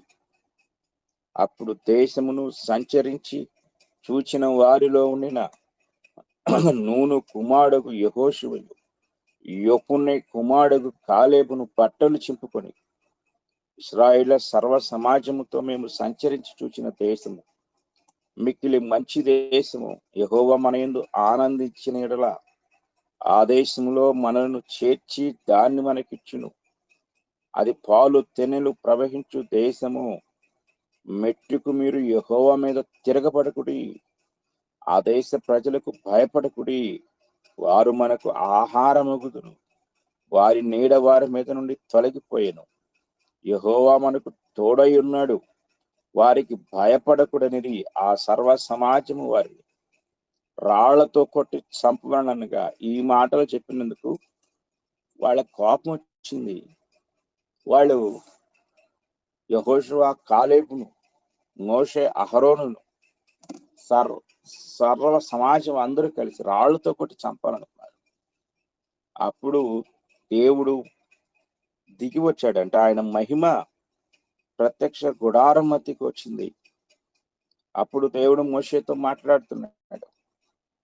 11వ వచనం, యెహోవా అంటే దేవుడు అంటున్నాడు, ఎన్నాళ్ళ వరకు ఈ ప్రజలు నన్ను అలక్ష్యం చేయుదురు, ఎన్నాళ్ళ వరకు నేను వారి మధ్యన చేసిన సూచక్రియలన్నిటినీ చూచి నమ్మక ఉందురు, నేను వారికి స్వాస్థ్యం యొక్క తెగులు చేత వారిని హతం చేసి ఈ జనము వంటి మహాబలము గల గొప్ప జనమును నీ వలన పుట్టించిందని మోషేతో చెప్పగా దేవుడు తీవ్రంగా కోపించి, ఎన్నాళ్ళు ఓర్చుకోవాలి నేను, మోషేను అడ్డు తప్పుకో, మొత్తాన్ని నేను చంపేస్తాను అని చెప్పి ఆయన కోపించుకున్న సమయంలో కూడా మోషే దేవునికి హితబోధ చేశాడు. దేవుని కోపాన్ని ఆయన చల్లార్చాడు. అలా కాదయ్యా, 15వ వచనంలో, కాబట్టి నీవు ఒక్క దెబ్బతో ఈ జనులను చంపినీడలా నీ కీర్తిని కూర్చిన విన జనములు ప్రమాణపూర్వకంగా తాను ఈ జనులకు ఇచ్చిన దేశముందు వారిని చేర్చుటకు శక్తి లేక యెహోవా వారిని అరణ్యములో సంహరించినని చెప్పుకొందురు. యెహోవా దీర్ఘశాంతుడు, కృపాతిశయుడు, దోషమును అతిక్రమమును పరిహరించువాడును, అపరాధిని నిరపరాధిగా ఎంచక 3-4 తరముల వరకు తండ్రుల దోషమును కుమారుల మీదకి ఉన్నాడని నీవు చెప్పిన మాట చొప్పున నా ప్రభు యొక్క బలము గణపరచబడును గాక. అంటే అయ్యా, నువ్వు దీర్ఘశాంతుడివి, కృపాతిశయము కలిగిన వాడివి, దోషమును అతిక్రమమును పరిహరించు వాడివి, అలాంటి వాడివయ్యా నువ్వు కోపగించుకునేవాడివి కాదు అని 19వ వచనం అంటాడు. ఐగుప్తులో నుండి వచ్చినది మొదలుకొని ఇది వరకు, అంటే ఇంతవరకు నీవు ఈ ప్రజల దోషమును పరిహరించి ఉన్నట్లు నీ కృపాతిశయమును బట్టి ఈ ప్రజల దోషమును దయచేసి క్షమించుమని యెహోవాతో చెప్పగా, యెహోవా నీ మాట చొప్పున నేను క్షమించి ఉన్నాను. అలాంటి మోషే గారు ఇలాంటి సందర్భాలు ఆయన జీవితంలో ఎన్నో జరిగాయి. ఎన్నో సందర్భాలు ఆయన జీవితంలో దేవునికి, ఇశ్రాయేల్ ప్రజలకి ఆయన మధ్య గోడగా నిలబడ్డాడు, అడ్డంగా నిలబడ్డాడు. దేవుని యొక్క ఆ కోపాన్ని చల్లార్చాడు. కానీ ఆ తర్వాత 20వ అధ్యాయంకి వచ్చేసరికి మరలా ఇశ్రాయేలీయులు దేవుని విసిగించారు, మోషేని విసిగించారు. మోషేను, ఇక్కడ నీళ్లు లేవు, అంజూరం లేవు, ఈ స్థలంలో గింజలు లేవు అని విసిగించినప్పుడు, తాగటానికి నీళ్లు లేవు అని విసిగించినప్పుడు దేవుడు మోషేతో చెప్పినప్పుడు, మోషే అదిగో ఆ బండ కనపడుతుంది కదా, నీ వెళ్ళి ఆ బండతో మాట్లాడు అని చెప్పినప్పుడు ఆ యొక్క మనం 8, 9, 10 వచనాల్లో ఆ దేవుని సన్నిధిలో ఉన్న మోషే, అహరోనులు సహనాన్ని కోల్పోయారు. దేవునికి మొరపెట్టవలసిన వాళ్ళు విసిగెత్తిపోయి 10వ వచనంలో, ద్రోహులారా వినుడి, మేము ఈ బండలో నుండి మీ కొరకు నీళ్లు రప్పింపననా అని కోపాన్ని ప్రదర్శించినప్పుడు వాళ్ళు పాపులైపోయారు. అందువలనే నేను మిమ్మల్ని ఆ యొక్క కనానులోనికి ప్రవేశింపనీయను అని దేవుడు తీర్మానం చేసేశాడు. అంటే ప్రార్థించుట మానుట పాపము అనే విషయాన్ని మనం చూస్తున్నాం. అది నాకు దూరమగును గాక. మీరు మంచివారు కాదు, నన్ను తృణీకరించారు, దేవుని తృణీకరించారు, ఒక మానవ రాజును కోరుకున్నారు. ఇదంతా నాకు కోపాన్ని, బాధను, వేదనను పుట్టిస్తుంది. అయినా సరే నేను మాత్రం మీ నిమిత్తము ప్రార్థన చేయుట మానను, నేను మీ కొరకు ప్రార్థన చేస్తాను అని సమూయేలు మాట్లాడుతూ, అది యెహోవాకు విరోధముగా చేసే పాపము, అది నాకు దూరమగును గాక. ఆనాడు ఇశ్రాయేలుల పక్షంగా ప్రార్థన చేసిన మోషే అక్కడికి వచ్చేసరికి ప్రార్థించడం మానేశాడు, కోపగించుకున్నాడు. అది దేవునికి విరోధముగా చేసిన పాపమైంది. కనుక మనం ఎవరి కొరకు ప్రార్థిస్తున్నామో, ఎవరికి మన ప్రార్థన సహాయం అవసరమైనదో వారందరూ మనకు వ్యతిరేకులయ్యారా, లేక వారు మనకు గిట్టని వారుగా ఉన్నారా, అయినా సరే మన బాధ్యత ప్రార్థించుట అనేది. కనుక మనం ప్రార్థన చేయవలసిన వారమై ఉన్నాము. జాగ్రత్తగా మనం గ్రహించాలి. ఎందుకంటే ప్రార్థన దేవుని చేత నియమించబడినది అనేది మనం గ్రహించాలి. ప్రార్థన దేవుని చేత నియమించబడినది. ఇది మనము జాగ్రత్తగా పరిశీలించినట్లయితే బైబిల్ గ్రంథము ఎంతో స్పష్టంగా మనకు తెలియజేసే విషయం. ఏ మత గ్రంథంలో కూడా లేని ఒక గొప్ప వాగ్దానాన్ని మనం జాగ్రత్తగా పరిశీలిస్తే మత్తయి సువార్త 7వ అధ్యాయం 7వ వచనంలో ప్రభువే ఒక గొప్ప వాగ్దానం లాంటి మాట చెప్తాడు. అదేంటి మనం ఆలోచిద్దాం. మత్తయి సువార్త 7వ అధ్యాయం 7వ వచనము, అడుగుడి మీకు ఇయ్యబడును. 8వ వచనంలో అంటాడు, అడుగు ప్రతి వాడును పొందును.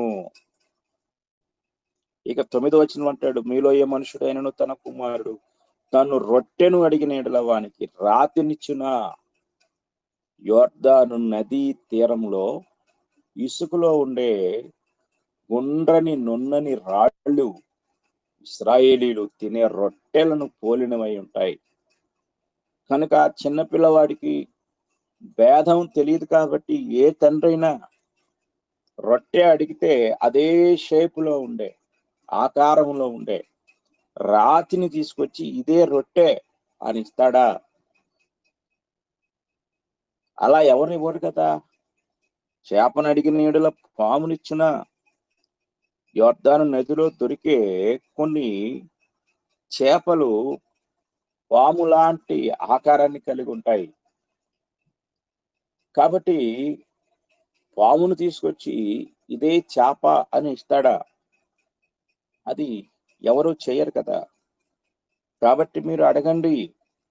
10వ వచనంలో మీరు చెడ్డవారయుండి మీ పిల్లలకు మంచి ఈవులనియ్యనెరిగి ఉండగా పరలోకమందున మీ తండ్రి తన్ను అడుగు వారికి అంతకంటే ఎంతో నిశ్చయముగా మంచి ఈవులనిచ్చును. ఆయన మంచి ఈవులను ఇస్తాడు. కనుక మనం జాగ్రత్తగా గ్రహించాలి. కనుక అడుగుడి ఇయ్యబడును అని ఒక గొప్ప వాగ్దానం దేవుడు మనకు అనుగ్రహించాడు. కనుక ప్రార్థన అనేది మనం ఆలోచించినట్లయితే ఇక మూడో విషయాన్ని మనం పరిశీలించినప్పుడు ప్రార్థన దేవుని చేత ఆజ్ఞాపించబడింది అని మనము గ్రహించాలి. ఇది దేవుని చేత ఆజ్ఞాపించబడింది. మనము తెస్సలోనికీ మొదటి పత్రిక 5వ అధ్యాయం 17వ వచనాన్ని చదువుకున్నట్లయితే ఎడతెగక ప్రార్థన చేయుడి అన్నాడు. చేయుడి, ఎడతెగక. ఇది మనం చాలా జాగ్రత్తగా గ్రహించాలి. ఎడతెగక. మనము చాలా సార్లు అయ్యో ఈరోజు నా భర్త ఫోన్ చేయలేదు, ఇప్పటికి 2 రోజులు అయింది నాతో మాట్లాడలేదు, అలాగే నా భార్య ఫోన్ చేయలేదు, పనిలో పడి మర్చిపోయిందేమో, అలాగే పిల్లలు ఊరెళ్ళారు, వెళ్ళిన తర్వాత ఫోన్ చేయమని చెప్పాను, 2 రోజులు అయింది ఇంకా ఫోన్ చేయలేదు. ఇలాగా ఎవరు మనతో మాట్లాడాలని మనం ఆశపడుతుంటామో, వారు మాట్లాడుతూ ఉంటే ఇష్టంగా వింటూ ఉంటామో, వారితో ఇష్టంగా మాట్లాడుతూ ఉంటామో మనకు తెలుసు. అయితే మాట్లాడుట ద్వారా సహవాసం చేయమని ఆజ్ఞాపించిన దేవునితో మనం ఎంత మాట్లాడుతున్నాం, ఎంతసేపు మాట్లాడుతున్నాం. పిల్లల స్వరాలు వినాలని, పిల్లల మాటలు వినాలని చిన్నప్పటి నుండే, మాట రాని వయసు నుండే తల్లిదండ్రులు ఎదురు చూస్తూ ఉంటారు. వయస్సు అంటే మాట్లాడే వయస్సు దాటిపోయిన మాటలు రాని వారిని మూగవారిగా నిర్ధారించి వారిని వైద్యుల దగ్గరికి తీసుకెళ్ళటం జరుగుతుంది. అంటే ఎలాగైనా సరే మా పిల్లలు మాట్లాడాలి, వారి ముద్దు మాటలు వినాలి. ఎంత ఆశ, ఆతృత, మాట్లాడకపోతే వేదన, బాధ మనం చూస్తుంటాం. మరి మన తండ్రికి మనం పిల్లలము, మన పరలోకపు తండ్రి ఆయనకు మనము ముద్దు బిడ్డలము. పాత నిబంధనలో ఇశ్రాయేలు ప్రజలను గురించి మాట్లాడుతూ ఎఫ్రాయిము నా ముద్దు బిడ్డ అంటాడు దేవుడు. కనుక మనం ఆయన ముద్దు బిడ్డలము. మన మాటలు ఆయనకు ముద్దుగా ఉంటాయి. ఆయనకు వినటానికి ఆయన ఎంతో ఇష్టపడుతున్నాడు. ఆయనతో మాట్లాడే సాధనం ప్రార్థన మాత్రమే. కనుక మనం గ్రహించినప్పుడు ఆయన పాత నిబంధన అంతట్లో ఎదురు చూశాడు, క్రొత్త నిబంధనలో ఆజ్ఞాపిస్తున్నాడు. ఎడతెగక ప్రార్థన చేయుడి. జాగ్రత్తగా గ్రహించాలి.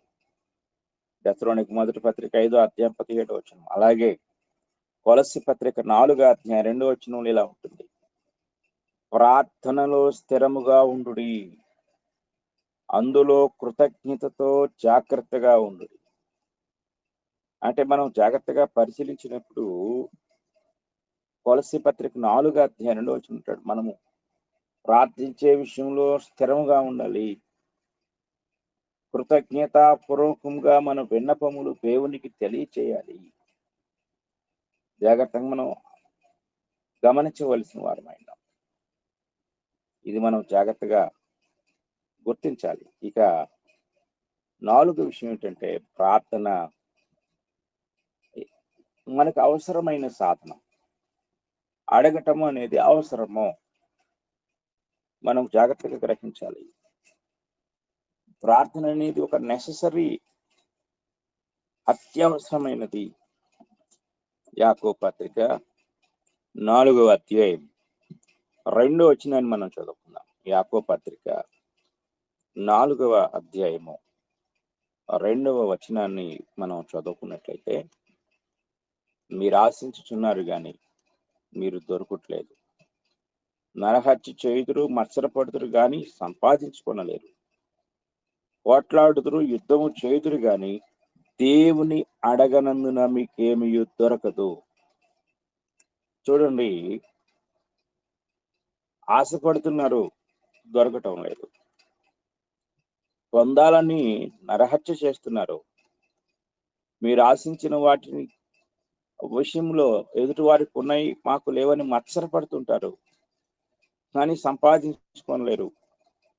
పోట్లాడుదురు, యుద్ధం చేయుదురు కానీ దేవుని మాత్రం అడగరు.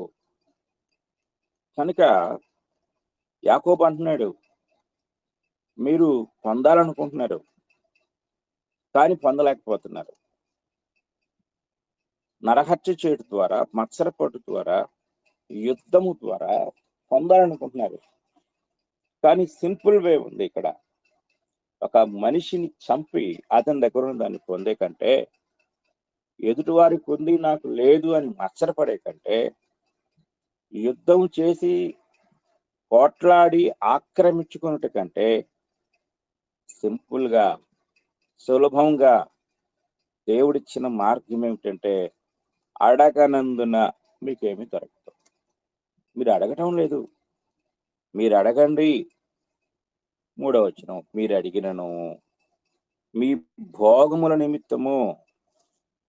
జాగ్రత్తగా ఇక్కడ మనం గ్రహించవలసిన వారమైన,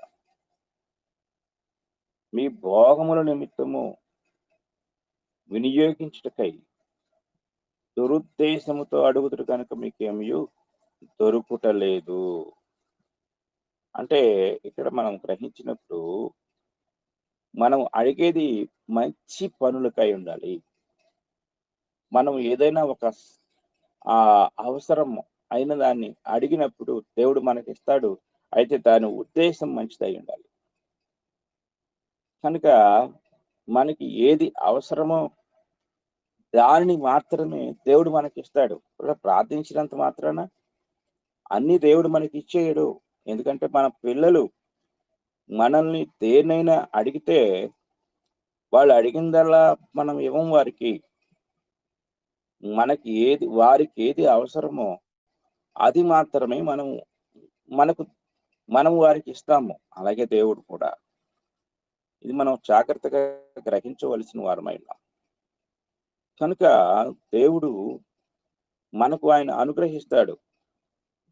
ఎంతలా అనుగ్రహిస్తాడు అంటే, అడుగు వాటన్నిటికంటేను, ఊహించు వాటన్నిటికంటేను అత్యధికముగా అనుగ్రహించే శక్తి కలిగిన దేవుడు అని ఆయన యొక్క క్యారెక్టర్ను పౌలు గారు ఎంతో స్పష్టంగా ఎఫెసీయులకు తెలియచేశాడు.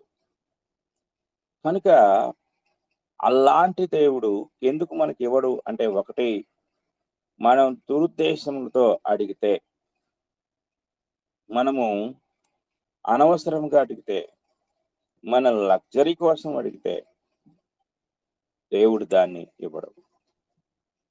కనుక మనం అడగవలసిన వారమై ఉన్నాము. ఆడికి పొందవలసిన వారమై ఉన్నాం. ఆడికి పొందుకునే భాగ్యాన్ని దేవుడు మనకు అనుగ్రహించాడు. కనుక ప్రార్థన అనే ఈ అంశంలో ఇంతవరకు మనం విన్న సంగతులన్నిటినీ జాగ్రత్తగా గ్రహించాలి. మనం ఇంకా చాలా విషయాలు ప్రార్థన గురించి నేర్చుకోబోతున్నాం. సరి అయిన ప్రార్థన ఎలా ఉంటుంది, మాదిరి ప్రార్థనలు లేక ప్రార్థించిన వారి యొక్క వివరాలు, ఇవన్నీ మనము ఈ పాఠంలో నేర్చుకుంటాం. కనుక ప్రియమైన వారులారా, ఈరోజు మనం జాగ్రత్తగా పరిశీలించినట్లయితే దేవునితో మాట్లాడే సాధనము ఏమిటి అంటే అది ప్రార్థన, బలుల ద్వారా, అర్పణల ద్వారా, ఇంకా అనేకమైన విషయాల ద్వారా మనము దేవుని తృప్తిపరచలేము. కానీ ప్రార్థన ద్వారా మాత్రమే మనము దేవుని సంతోషపెట్టగలం.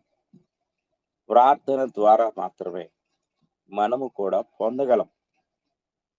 కనుక ప్రార్థన యొక్క అనుభవాలు, ప్రార్థన ద్వారా ఈ సంఘటన జరిగింది, ప్రార్థన ద్వారా దేవుడు ఈ గొప్ప కార్యం చేశాడు అని చాలా మంది సహోదరులు సాక్ష్యం ఇస్తూ ఉంటారు. ప్రార్థన అనేది ఒక గొప్ప వరం. దాన్ని మనం సద్వినియోగం చేసుకోవాలి. నేను మీకు తెలియజేస్తూ, దేవుని చిత్తమైతే తదుపరి పాఠము మిగిలిన విషయాలను మనం నేర్చుకుందాము. అంతవరకు మీరు ప్రార్థనాపూర్వకంగా సిద్ధపడి ఉండాలని తెలియజేస్తూ ఈ మాటలను ముగిస్తున్నాను. అందరికీ వందనములు.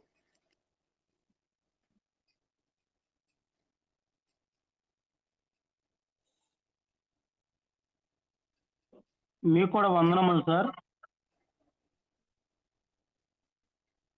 సార్ మీరే ముగింపు ప్రార్థన చేయండి అండి.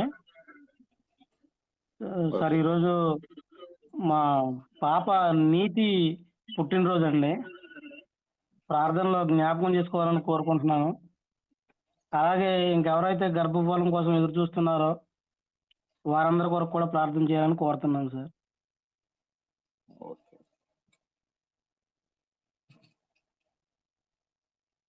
ప్రార్థన చేసుకుందాం. పరిశుద్ధుడు అయిన తండ్రి, ప్రేమ కలిగిన మా దేవా, మీకు స్తోత్రములు.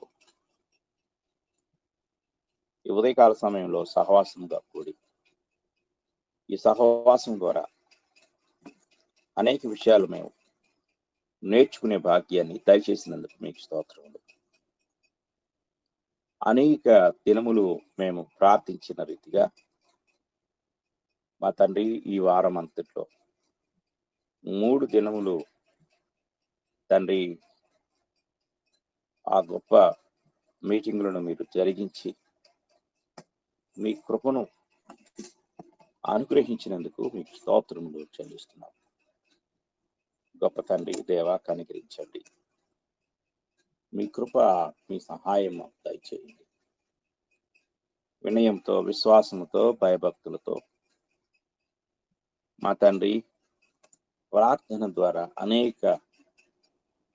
అనేకమైన వాటిని మేము పొందుకున్నటకు, అనేక గొప్ప కార్యములను జరిగించుటకు మీరు మీ గ్రంథంలో బయలుపరిచిన సంగతులు ఆత్మీయంగా మాకు ఎంతో బలాన్ని ఇస్తున్నాయి. అందును బట్టి మీకు స్తుతులు స్తోత్రాలు చెల్లిస్తున్నాం. గొప్ప తండ్రి, సహాయం దయచేయండి. ఈ యొక్క ఉదయకాల సమయంలో ప్రార్థన గురించి మేము నేర్చుకున్న సంగతులన్నింటినీ గూర్చి ప్రతి ఒక్కరూ కూడా హృదయంలో దాచుకొని ప్రార్థన పట్ల సరి అయిన అవగాహన కలిగి ఉండే కృప అనుగ్రహించమని వేడుకుంటున్నాం. అలాగే మా తండ్రి, మీ యొక్క మహాకృపను బట్టి ఈ దినాన ఎందరైతే ప్రార్థన అవసరత కలిగి ఉన్నారో వారందరి కొరకు ప్రార్థిస్తున్నాం. అలాగే చిన్న బిడ్డ నీతి, ఆ బిడ్డ జీవితంలో మరొక నూతన సంవత్సరంని దయాకిరీటాన్ని మీరు ధరింపు చేసి తండ్రి, మరి మరొక పుట్టినరోజును అనుగ్రహించినందుకు మీకు స్తోత్రములు. ధైర్యం తండ్రి, ఆ బిడ్డను మీరు దీవించి ఆశీర్వదించండి తండ్రి. నీతియుక్తమైన జీవితాన్ని బాల్యం నుండి అభ్యాసం చేయటకు తండ్రి, మరి వయస్సు పెరిగే కొద్దీ బిడ్డల జీవితాల్లో తండ్రి మీ యొక్క కృప, మీ కార్యం, అంతకంటే తండ్రి ప్రాముఖ్యంగా ప్రార్థనా జీవితం, ప్రార్థనా సహవాసం వారు కలిగి ఉండే కృప దయచేయండి. విశ్వాసంతో నింపి ఆశీర్వదించండి. మీ జ్ఞానం దయచేయండి మా తండ్రి. మీ యొక్క కృప చేత గర్భవతులుగా కాలేక ఎందరో బిడ్డలు ఉన్నారు, పిల్లల కోసం ఆశిస్తున్నారు. వారందరినీ మీరు దర్శించి వారి గర్భాలను మీరు తెరవండి తండ్రి. వారికి బిడ్డలను దయచేయండి. అలాగే మా తండ్రి, మరి మీ యొక్క మహాకృపను బట్టి గ్రూపులో హాజరవుతున్న వారందరినీ, వాక్యం వింటున్న వారందరినీ, అవసరతలో ఉన్న వారందరినీ మీరు జ్ఞాపకం చేసుకునండి. అనారోగ్యంతో ఉన్నవారికి మంచి ఆరోగ్యాన్ని దయచేయండి మా తండ్రి. సహోదరుడు వసంతరావు గారిని నడిపించండి. అలాగే మరొక సహోదరుడు కూడా ఆపరేషన్ చేయబడి ఉన్నాడు, అతన్ని కూడా మీరు నడిపించండి. అలాగే ఇద్దరు చిన్న బిడ్డల కొరకు ప్రార్థిస్తున్నాం, వారికి మంచి ఆరోగ్యాన్ని మీరు దయచేయండి. మీ కృప చేత దీవించి ఆశీర్వదించండి. మేము నేర్చుకుంటున్న సంగతులు మా హృదయాల్లో భద్రపరచుకొని తండ్రి మీ కృపలో కొనసాగే భాగ్యం అనుగ్రహించండి. నాకంటే ముందుగా ప్రార్థన చేసిన వారు, పాటలు పాడిన వారు, వాక్యం చదివిన వారు, వాక్యోపదేశాన్ని జరిగించిన వారందరినీ కూడా మీరింకా బలపరచండి. మీరింకా దీవించి ఆశీర్వదించండి.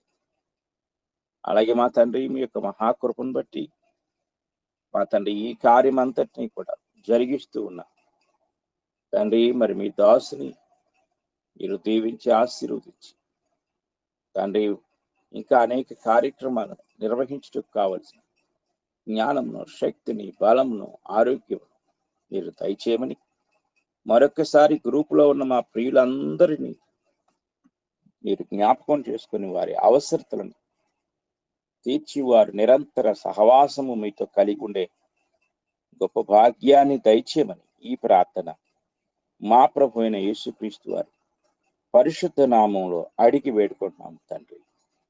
ఆమేన్. అందరికీ వందనాలు.